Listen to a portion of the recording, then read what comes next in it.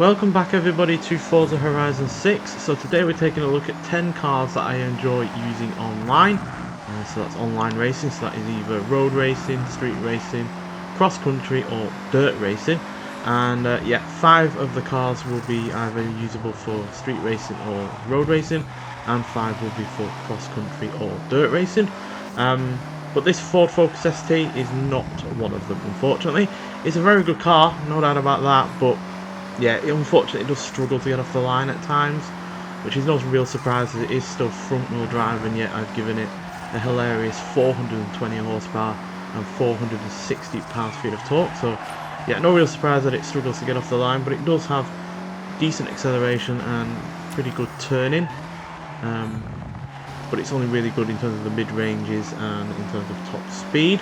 So yeah, this isn't going to enter the top 10. Quite frankly, there are a lot of cars that aren't going to enter the top 10, to be honest, because I really do like to experiment in my vehicles. I'm not someone that will just drive the same old overpowered vehicles. You know, you'll regularly see, for instance, the likes of the Honda Beat or the 1997 Honda Civic and such. So yeah, I don't really go in for overpowered vehicles. I go in for cars that I just enjoy driving or like in general. So yeah, the first of the cars that we're going to be looking at is, if I can find it, where are we? There we are. The 1996 Toyota Starlet Glanzer 3. So yeah, as you can see, the stats don't actually look all that impressive, but this is far quicker than it has any right to be, and certainly far quicker than its stats would have you believe. As yeah, it's got 170 horsepower, 140 pounds-feet of torque from its 1.5 litre turbocharged inline 4, so it's a standard engine, just bored out slightly more. And yeah, despite all of that power and torque, it only weighs 2,064 pounds, which is very lightweight for a car with this amount of power.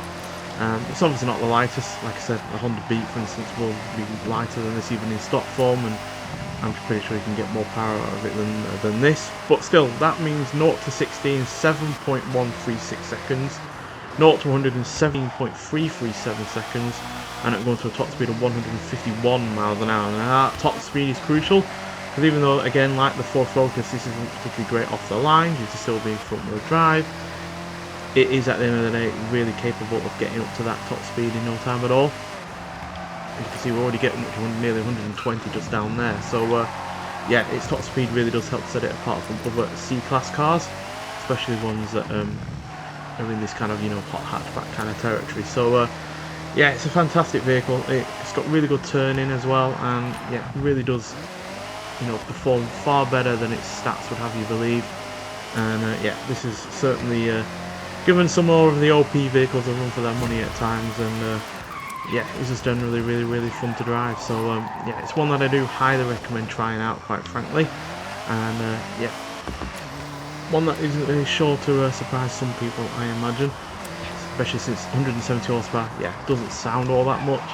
But when you can couple it with the lack of weight and the good gearing, then you've got on your hands a really fantastic car. So yeah, that is the first of the street or road racing cars. So let's take a look at a second one. And yeah, we're going to be in a Japanese manufacturer once again, and it is, where are we? There we are. The 1990 Nissan Pulsar GTI R. So take a look at those stats. Pretty damn good, quite frankly, especially in terms of acceleration, speed, and braking. And yeah, it's still got its all-wheel drive system, so it absolutely flies off the line, while it is able to also get out of corners really rather quite quickly. Only body modification I've given this is the rear spoiler, which is slightly larger. But yeah, like a lot of these kind of more B-class and over kind of cars, I have widened the track on this car, which has certainly helped in terms of its handling. And yeah, it's as quick as it is because it now has 275 horsepower, 254 pounds-feet of torque from its now 2.4 litre turbocharged inline 4, so the engine, like the Starlet, has been bored out to be bigger. And yeah, that means it can now do 0 to 60 in 4.149 seconds, 0 to 100 in 10.861 seconds, and going to a top speed of 162 miles an hour. So yeah, absolutely ballistic in terms of acceleration, quite frankly. And yeah, it's just really capable through the corners as well, as you can see.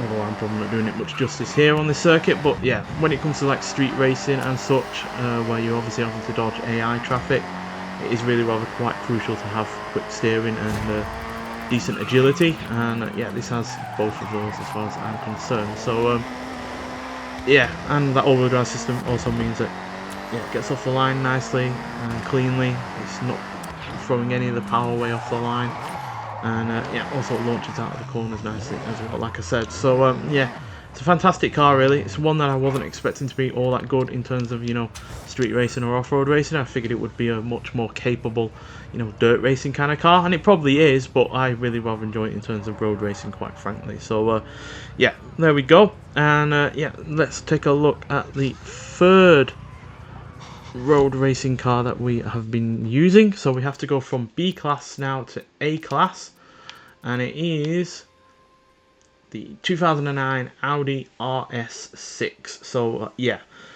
hysterical top speed on this car, while the acceleration to the all-wheel drive system and launch is really rather great, and the handling and the braking isn't all that bad either for a car that at the end of the day weighs 3,981 pounds. And yeah, it's as quick as it is because it still has its 5-litre V10 engine that is twin turbocharged, but it now produces 750 horsepower and 629 pounds-feet of torque. I actually think the engine is slightly bigger than it is normally, but regardless, yeah, that is a lot of power to be putting in a car like this, because at the end of the day it was a comfortably a lot heavier than it is now, but with it being lighter and having better brakes and better tyres, while still packing a mighty punch in terms of its acceleration due to the massive amount of power, it's actually really rather fun to drive. So yeah, it can do 0 to 60 in 3.558 seconds, 0 to 100 in 7.255 seconds, and go on to a top speed of 227 miles an hour. So yeah, this is going to give some you know, supercars a run for their money in terms of top speed, quite frankly. And yeah, it's just really fun to drive. Again though, like I might have said before, or I've forgotten to say, none of these are all that massively going to be competitive. They're not going to be consistently winning you races, but like I said earlier, I drive for the cars that I enjoy driving. It's not about what is going to win and what is always going to get you into a podium or a first place position, because at the end of the day I find that really incredibly boring to just be using the same cars over and over again, like so many people do. And yeah, then they wonder why they get bored of the game so quickly, because they're just not experimenting with enough cars. But yeah, I've given these gold wheels to go with this blue paint just to make it look like a Subaru Impreza STI. A bit of a Grand Tour slant on that side in certain respects, because obviously Clarkson used a Audi RS4 when he was asked to do the Saloon Rally challenge, and turned up with an Audi when obviously Audi have never done a road-going rally car, so that was a little bit funny, and I've done that. I've kind of homaged that with these gold wheels, but yeah, still a fantastic car, and you really can't argue against 750 horsepower. So yeah, let's get looking at the fourth car. So we're going all the way over to America land now, and we're going to be getting in the 1999 Dodge Viper GTS ACR. So like the Audi, this is in A class, although I would say that the acceleration and launch are a little bit, in terms of the stats, not 100% accurate, and the handling again not overly accurate in comparison to the Audi. Yeah, it probably doesn't have the grip, but it does have better turning due to the fact it's not all-wheel drive, and also with the fact that it weighs significantly less, 3,238 pounds, so looking at about 700 pounds less there, and not much or less in the way of power, to be honest. It's got its 8-litre twin turbocharged V10 engine, so obviously it was naturally aspirated at an 8-litre V10 to start with, but I've given it those turbochargers to give it all the more power and torque, as it has now 650 horsepower and 706 pounds-feet of torque. So more torque than the Audi and only 100 horsepower less, while also dealing with more than 700 pounds less, means that yeah, this is still a rapid enough car when it comes to its acceleration.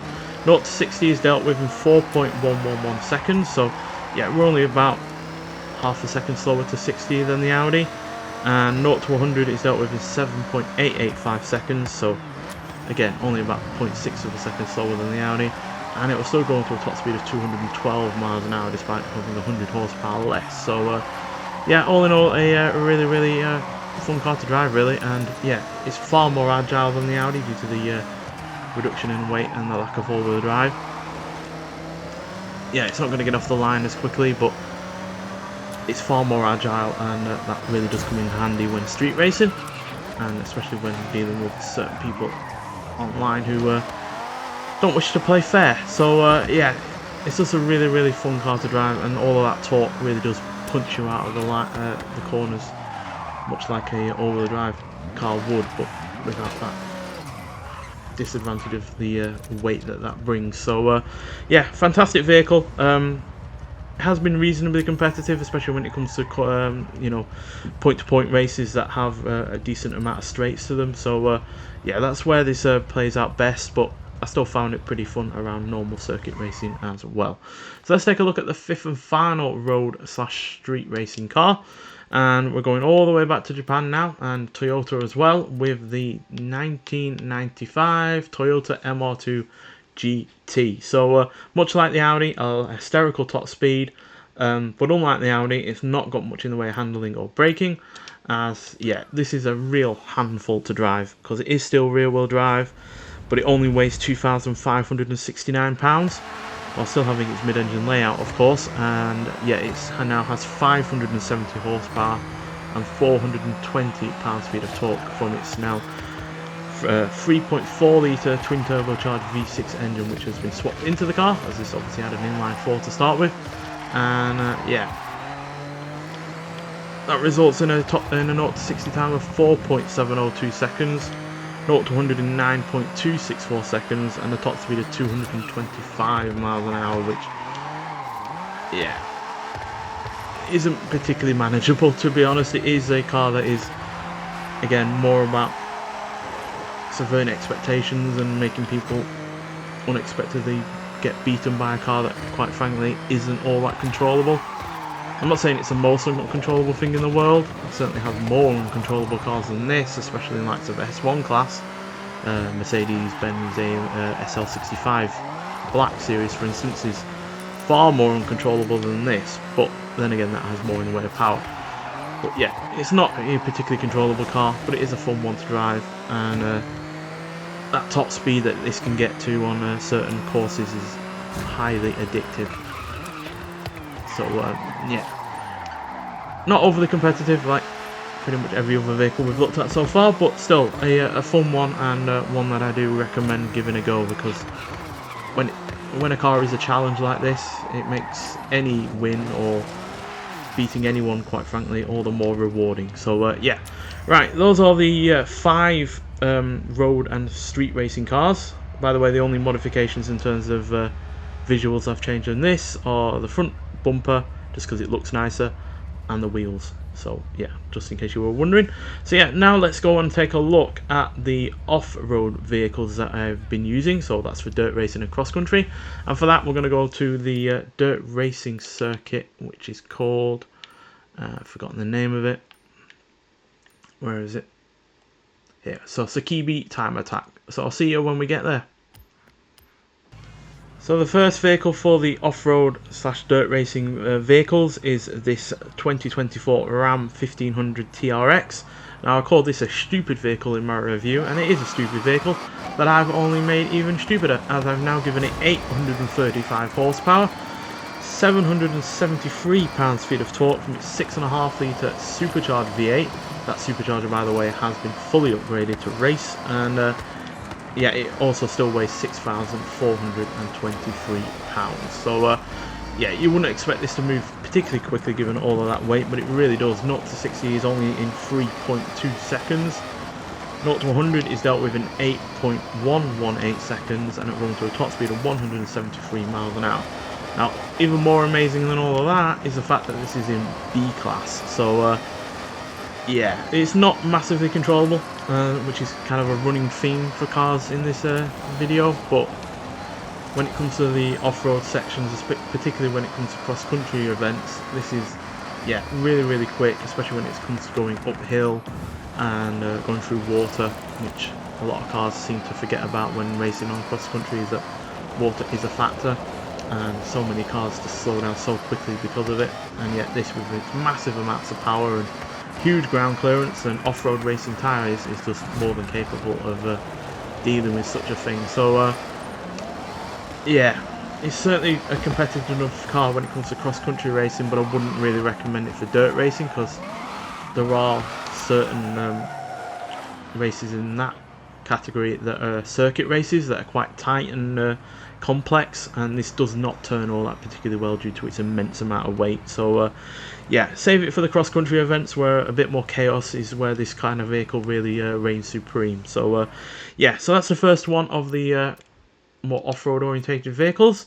Next, we're going to be going all the way to Mitsubishi, as we have the 1997 Mitsubishi Montero Evolution. So yeah, not hugely great on the stats, as you could see there by the handling and braking, but this is more of a power vehicle, quite frankly. I don't know why we've ended up outside of the car park, it does not help. Yeah, because it has 490 horsepower, which is quite silly, to be honest.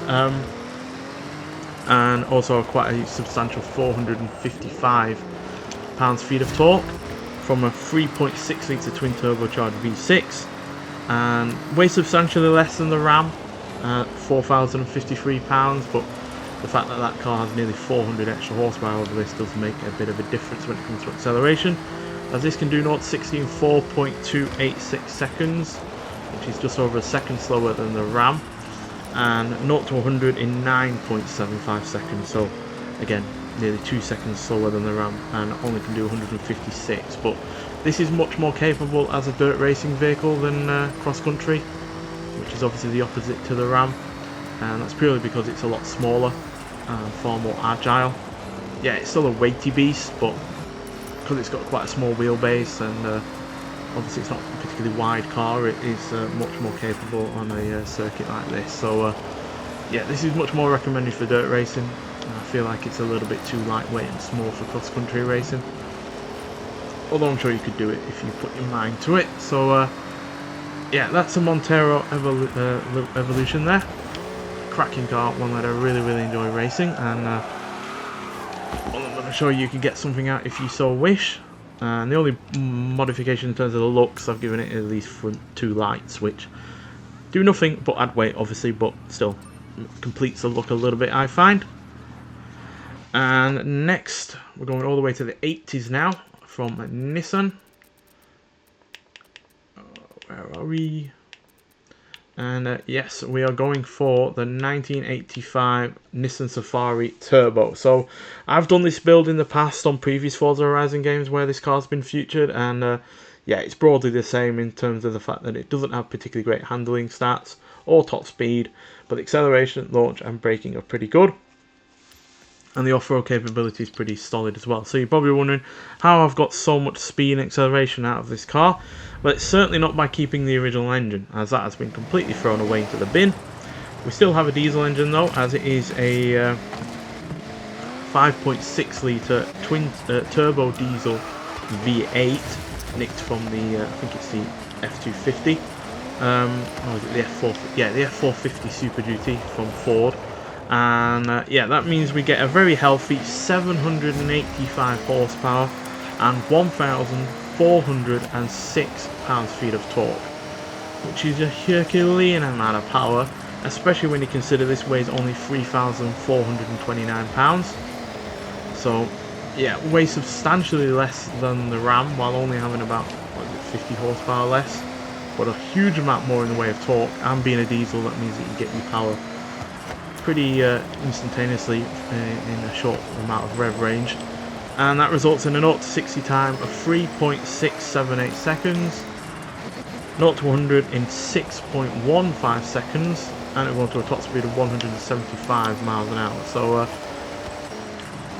yeah, that is quite frankly ridiculous. It is easy to topple over though, because it is still on quite really soft suspension. It's only on the rally suspension, so it's basically the standard suspension just raised ever so slightly. So yeah, it can roll over, as you saw earlier, under extreme circumstances, but it's still hilariously quick to drive, and one that I just fully enjoy driving. And yeah, I'm glad it's back in the Forza series, to be honest, because I enjoyed it, like I said, in previous Forza games, where I've done this exact same kind of modifications, which might not fully work, but they're still fun nonetheless. I have though seen this car struggle on the cross-country event, so I would recommend it more for dirt racing, as some people have also modified this in a similar manner, and yeah, I've seen it roll on cross-country events just because of the amount of jumps and the amount of camber you can get on certain hill sections. So yeah, it is a very much a dangerous car. It could very well roll over at any moment, but it's still pretty fun regardless of that. So yeah, let's take a look at the second to last car. Now, this is probably going to be a controversial one, but I have had very much a good deal of fun with this car before, and yeah, it has surprisingly been kind of competitive, and it is the 2022 GMC Hummer EV pickup. So yeah, I know some people hate this car, and it's understandable why.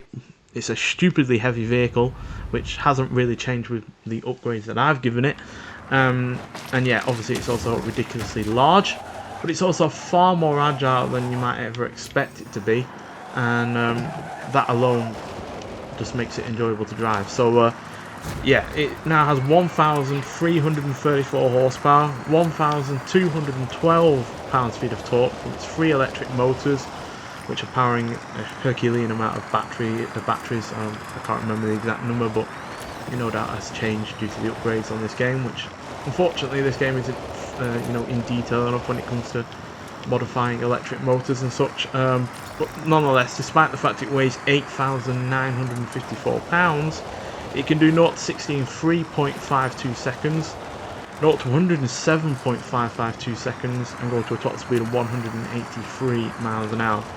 Now, unfortunately, the big letdown with this car is the launch, because of how much it actually weighs, and having all-wheel drive, and just being a very powerful car, it does not get off the line particularly well, so it really does struggle to be competitive in that regard, and therefore you are at an instant disadvantage by using this car, because you are quite quickly overtaken off the line. So yeah, which is a little bit of a shame, but it is still fun to drive, and like I said, it's far more competitive than you imagine.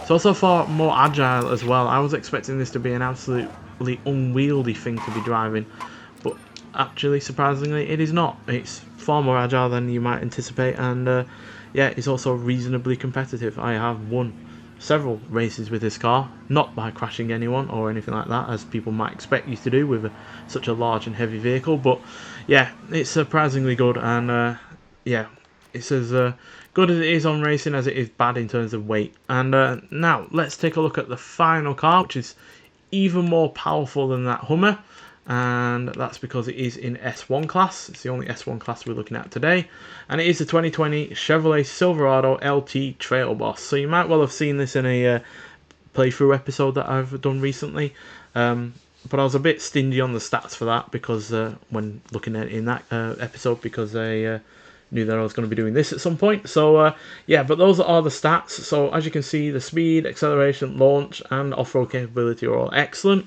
Braking isn't all that bad either, especially when you consider the sheer Herculean amount of power this has got. As you might be surprised, it has 1,750 horsepower and 1,475 pounds-feet of torque from a 7.4 litre twin turbocharged V8 engine. And because it only weighs 4,000 pounds, which is ridiculously light for a modern pickup truck, which, now granted, obviously it has been upgraded to be that light. It's not light. It's not as light as that in stock form. But when you consider how lightweight it is, and with that sheer amount of power, it's no surprise that it's able to do 0 to 60 in 2.982 seconds, 0 to 104.95 seconds, and going to a top speed of 236 miles an hour. And yeah, there's no getting away from it. That is just stupid in every conceivable way, and I love it because of that, quite frankly. Now, this does have its issues when it comes to any kind of racing, regardless of whether it's cross country or dirt, and that is just the fact that this car can very easily get away from you. And by that I mean that you can suddenly be on a corner in no time at all without even realising it, just because of how fast it is. I mean, look at it here, we're up to 155 mile an hour before starting to brake, and that's not even close to the kind of top speeds I've been getting elsewhere. I think there was one course where I was getting up to about 179 miles an hour, and then there's some cross-country events where I've been nudging 200. But the problem with getting that kind of speed is the fact that there are certain parts of dirt circuit racing or cross-country point-to-point racing where the tracks are just not built for a car being able to go that quick, especially when it comes to jumps. So more often than not, I found myself on cross-country events going stupidly quick. I've come up to a jump and I've either overshot the checkpoint, or upon landing it's either stopped dead or span out or anything like that, and it's just, yeah, it's such an unwieldy car, but when it works, it really does work. And yeah, this is one of the most successful cars that I've used online, surprisingly enough. So yeah, those are the 10 cars that I've been using online. Now, like I said, there are many more that I have been using. There were like that Ford Focus ST, for instance, at the beginning of the episode, and I've also been using a 1997 Nissan Skyline and more besides. But yeah, this is comfortably the stupidest of the 10, though, quite frankly. I'll just give you a quick look at some other ones that I have been using. These are kind of like honourable mentions, I guess you could say. So the 1968 595 SE or SSE. Yeah, not particularly good, particularly because the front wheels seem to lift up off the ground when going around corners at quite quick speeds, and that's because it's got 245 horsepower and it only weighs 1,233 pounds. So not particularly effective, but still really fun, especially when you're overtaking a lot of people without them ever really knowing it. And we'll actually just split it up to performance class so we can get to them better. I've also been using the Montero Exceed. Now, this does have better acceleration than the Montero Evolution, and that's purely because it is a diesel, and therefore it has a stupid amount of torque while only weighing a little bit more. But it does struggle when it comes to uphill sections, and therefore, yeah, you're not going to really get much out of it when you are going uphill, because being a diesel, it really needs to be kept in the rev range to keep that amount of power, and uphill sections sometimes stop that from being the case. I've also used the Jeep Wrangler Rubicon. Not particularly great, but still fun. Same with the Land Cruiser. Now that is diesel, and as you can see, the off-road capability is better than any of the ones that we just looked at. But that's the only really main good thing about that, unfortunately. The 1995 Lancer Evolution 3 GSR is pretty great, as you can see by the acceleration, but the handling is a little bit hit or miss. It's a little bit better than the Pulsar, but because it's got way more in the way of power, it does struggle at times to keep itself under control. The Typhoon is actually surprisingly good in the corners, but because it still weighs quite a lot and only has 330 horsepower, it does struggle in terms of acceleration. So yeah, but it is actually surprisingly great in the corners. It's just a shame that the launch isn't particularly great. That also goes for the Nissan Stagia, which has horrific launch. It, quite frankly, feels like you're starting off in third or fourth. But once it does get going, it's got absolutely amazing acceleration, really rather good top speed. It's just a shame that the handling is really rather vague. It really doesn't feel like you're turning the car at all for whatever reason. It just feels very light and unengaging, so that's a bit of a shame. But it is properly quick. Let's move into A-Class. So we've also been using the Nissan Figaro. 340 horsepower and something that weighs as little as that is just mental. So that's why it has to have all-wheel drive, because it would not put the power down otherwise. So that's why it's got as good as acceleration it does. Then you've got the Lexus LC500, 700 horsepower in a car that weighs more than 4,000 pounds. So not the quickest off the line or in terms of acceleration, but it does have the top speed and the braking to help. And then we've also got the Toyota Altezza, which is actually fairly solid all-rounder, to be honest. It's not particularly great in any one area, but it is pretty good in every area in general. Braking, though, in particular is excellent, as you can see. And it's got 400 horsepower. Then the Rivian R1T, that's another vehicle that I really rather enjoy in cross-country, especially since it's got more than 1,000 horsepower. but it's much like the GMC in a lot of ways, to be honest. But the GMC I find is a bit more intimidating. The Ghibli Cup is decent, but not spectacular. Again, the launch is what really harms that. And then in S1 class, we've also got the Mercedes SL65 I mentioned earlier. 885 horsepower and 923 pound-feet of torque. It does not handle worth a damn. It really just doesn't. It constantly wants to spin its wheels at the rear and also oversteer and also spin out at the same time. So, yeah, not particularly great, but it is fun to drive. The Nismo is, yeah, a pretty solid all-rounder. And the Porsche Carrera GT is unfortunately not as quick as you might expect. And then finally, in S2 class, I've mainly just been using the, where is it? The Lucid Air Sapphire. Not particularly great, as you can see by the handling, only 5.8 when we've had cars in lower classes that are even more than that. But the acceleration on launch are hilarious, and the top speed of more than 270 miles an hour means if there is any kind of, long straight on a course, you really are going to be overtaking pretty much everyone. So, yeah. But that's the only real major benefit with that one, because the handling isn't particularly great. The braking is decent, but not for a car that weighs that much and has that amount of speed. So, yeah, those are the 10 kind of cars that I've been looking at, and they're, they're kind of honourable mentions. But yeah, I wouldn't highly recommend any of these cars in terms of being competitive, but if you just want some fun, if you want to surprise everyone else in the field and you want a challenge, then yeah, these are going to be right up your street. Nonetheless though, thank you for watching, and I'll see you in the next one. Bye.